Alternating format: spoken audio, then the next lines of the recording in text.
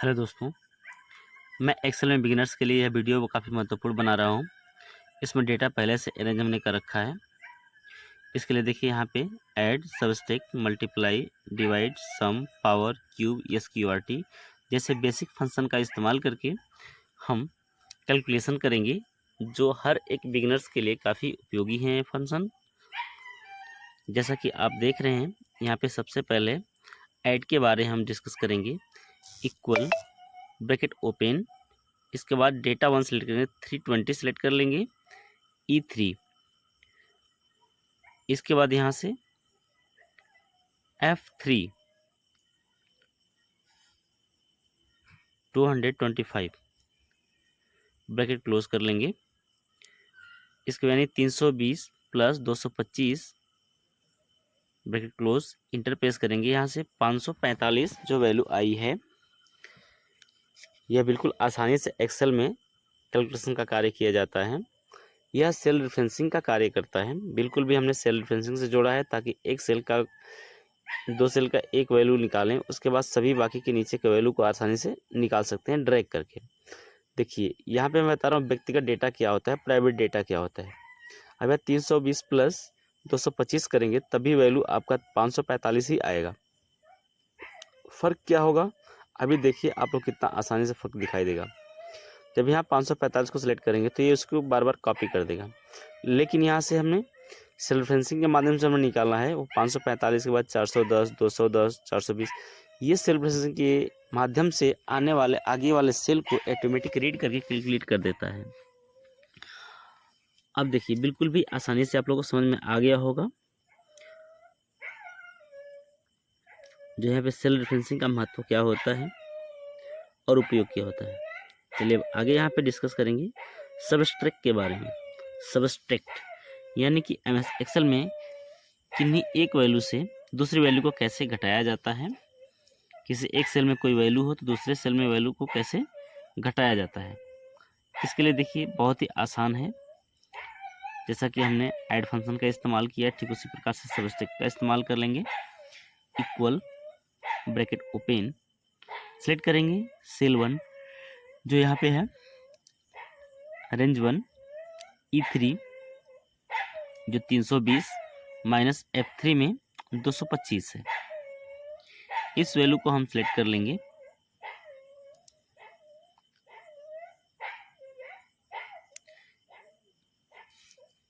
E3 minus F3। अब यहाँ से ब्रैकेट क्लोज कर लेंगे। इसके बाद इंटरप्रेस करेंगे। ये 320 माइनस 225 बराबर 95 यहाँ से वैल्यू आई है। अब आप देख सकते हैं कैश 1 से कैश 2 जो है माइनस कर दिया गया है।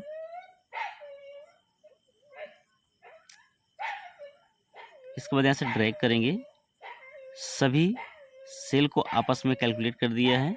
जैसा कि हमने ऑपरेटर्स लगाया था माइनस का, इसके पहले हमने प्लस का लगाया था। बिल्कुल भी सेल रेफरेंसिंग की तरह यह कार्य कर रहा है अच्छे से।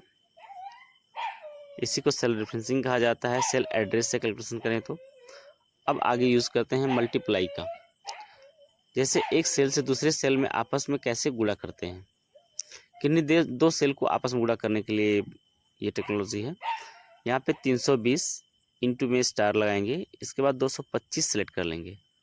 जैसे E3 और F3 ब्रैकेट क्लोज करके इंटरप्रेस कर लेंगे तो यहाँ पे 320 गुणे 225 का कैलकुलेशन हो जाएगा। यहाँ पे यस प्रेस कर देना है क्योंकि हमने एक ओपन ब्रैकेट क्लोज नहीं लगाया है, इसके लिए वो पूछ रहा है। अब यहाँ ड्रैग कर देंगे तो आपस में कैश 1 और कैश 2 की वैल्यू को जोड़ करके मल्टीप्लाई करके यहाँ पे निकाला गया है। अब आप देख रहे हैं यहाँ पे डिवाइड फंक्शन का इस्तेमाल किया जाएगा। जैसे कैश 1 और कैश 2 वैल्यू को आपस में एक दूसरे से भाग देना है। जैसे यहाँ पे कैश 1 में भाग देना है कैश 2 से, तो इसके लिए क्या फंक्शन का इस्तेमाल किया जाएगा, किस ऑपरेटर का इस्तेमाल होगा, डिवाइड ऑपरेटर का इस्तेमाल किया जाएगा। यहाँ पे equal, bracket open, E3 divide का सिंबल लगाएंगे। ब्रैकेट क्लोज कर देंगे F3 सेलेक्ट करके। अब यहाँ देख रहे हैं कि यहाँ कैलकुलेट हो गया है 1.4222 के द्वारा भाग गई है यहाँ पे है। देखिए कोई भी फंक्शन या फॉर्मूला अप्लाई करें तो इक्वल लगाना काफ़ी कंपल्सरी होता है। यदि आप इक्वल नहीं लगाते तो कैलकुलेट नहीं करेगा। आप देख रहे हैं सभी सेल की वैल्यू जो है यहाँ पे काउंट हो गई है बिल्कुल भी आसानी से।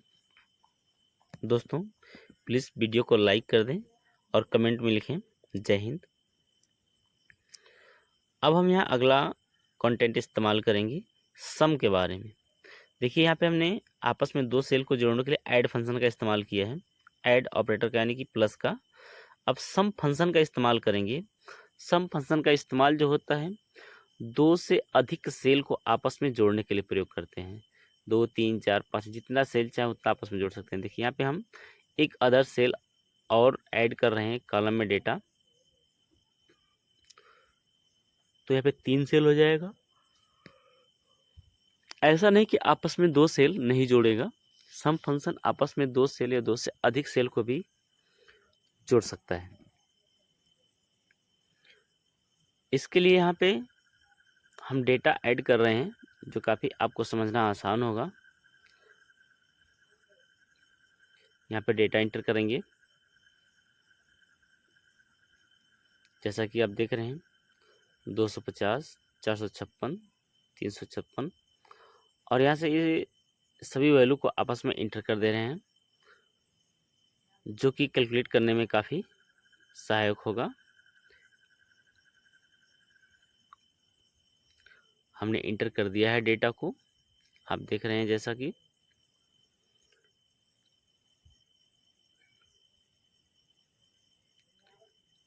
इसमें सिर्फ ऑपरेटर का प्रयोग किया गया है ऐड में, जबकि यहाँ पे हम सम एक फंक्शन का इस्तेमाल करेंगे। इस डेटा को सबसे पहले हाईलाइट कर लिया जाए।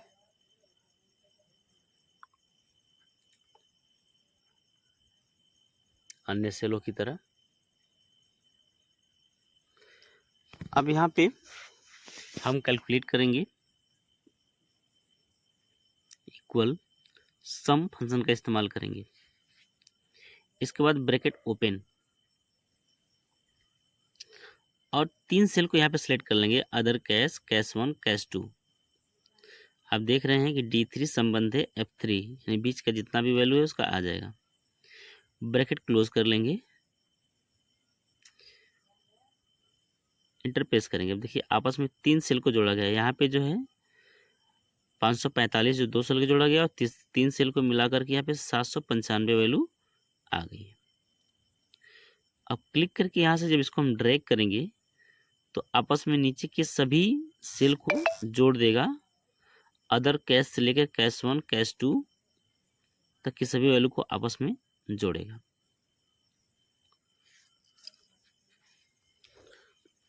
दोस्तों वीडियो अच्छी लगी हो तो प्लीज़ लाइक कर दें और कमेंट में जय हिंद जरूर लिखें। इसके बाद पावर निकालेंगे। यदि आप भारत के रहने वाले हैं तो प्लीज़ जय हिंद जरूर लिखें। अब पावर कैलकुलेट करेंगे।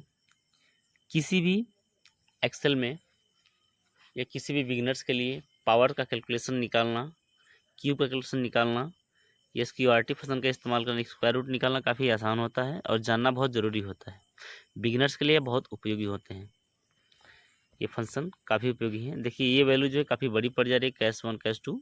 इसके लिए अलग से हम डेटा ले रहे हैं यहाँ पे, जैसे 4, 5, 6, 7। इसका हम पावर निकालेंगे। पावर चाहे ये स्क्वायर के रूप में दे सकते हैं, क्यूब के रूप में दे सकते हैं। तो यहाँ पे डेटा इंटर कर लिया गया है और इसको हाईलाइट कर लेते हैं। अन्य डेटा की तरह इसको भी हाईलाइट कर देते हैं। इसके बाद यहाँ पे इक्वल का इस्तेमाल करेंगे पावर निकालने के लिए। ब्रैकेट या पावर लिखकर ब्रैकेट ओपन करेंगे। इसके बाद ब्रैकेट ओपन क्लिक करेंगे, देन सेलेक्ट 4, ये 4 नंबर का सिलेक्ट कर लेंगे। इसके बाद कामा और 2 क्लिक कर लेंगे। तो यहाँ पे है 4 चौका 16।